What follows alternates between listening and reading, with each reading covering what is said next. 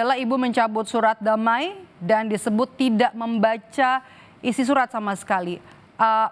Bisa diceritakan Bu, memang ada tekanankah di balik surat damai ini? Ya, kemarin tuh tidak ada yang menekan dan tidak ada yang memaksa saya. Oke.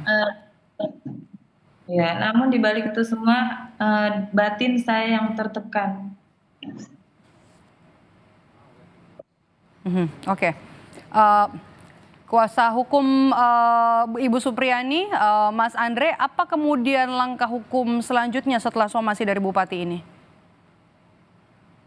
Iya, somasi itu memang kami terima kemarin ya. Ini juga menurut sesuatu yang tidak berdasar karena kan mereka mempermasalahkan pencabutan itu ya, pencabutan kesepakatan damai.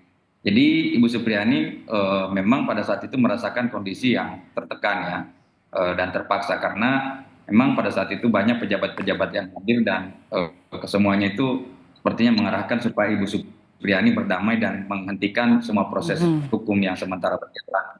Nah sementara kan ini Ibu Supriyani kita sementara proses persidangan untuk membuktikan Ibu Supriyani tidak bersalah, kemudian juga kita lagi di proses laporan kode etik pelanggaran ya, baik itu di kejaksaan maupun di kepolisian, sehingga sebenarnya upaya-upaya damai yang dilakukan kemarin itu kalau menurut kami sih lebih kepada sesuatu yang sangat merugikan Ibu Supriyani, seperti itu.